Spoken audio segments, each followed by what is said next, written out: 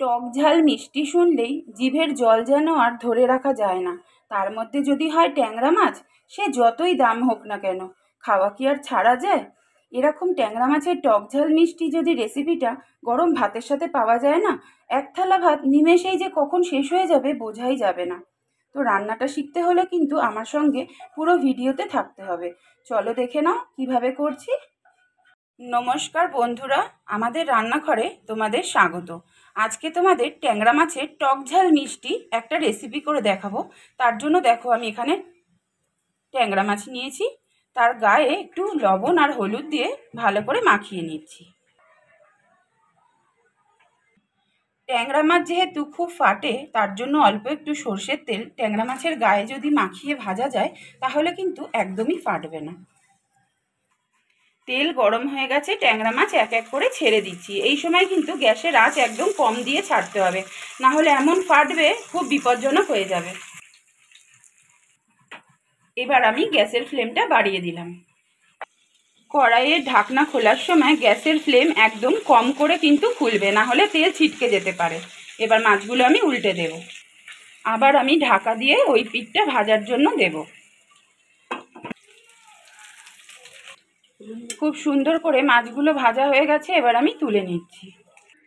ওই তেলের মধ্যেই আমি একটা শুকনো লঙ্কা আর একটু সর্ষে ফোড়ন দিয়ে নিচ্ছি। ফোড়নটা খুব ভালো করে নেড়ে নিয়েছি। এবার দুটো পেঁয়াজ আমি বেটে রেখেছিলাম সেটা দিয়ে দিলাম। পেঁয়াজ বাটাটা খুব ভালো করে লাল লাল করে ভেজে নেব। এক চামচ আদা রসুন বাটা দিয়ে দিলাম।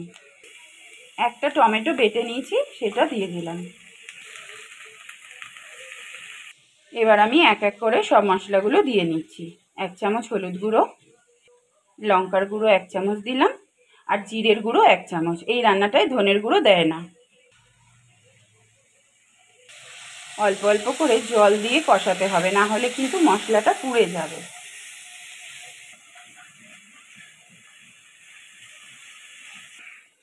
মশলাটা আমার কষা হয়েই গেছে দেখো।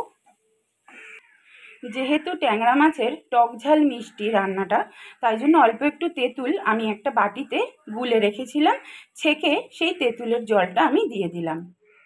এই রান্নাটা কিন্তু অপূর্ব হয়, এতই ভালো লাগে। আদা রসুন পেঁয়াজের তো একটা স্বাদ আছেই অবশ্যই, তার সাথে তেঁতুল। আর তেঁতুল দেওয়ার পরে কিন্তু খুব বেশি কষানো যাবে না। 1 মিনিট মতন নাড়াচাড়া করেই যতটা পরিমাণে ঝোল করব ততটা জল দিয়ে দেব। এই সময় আমি পরিমাণ মতন লবণ দিয়ে দিলাম।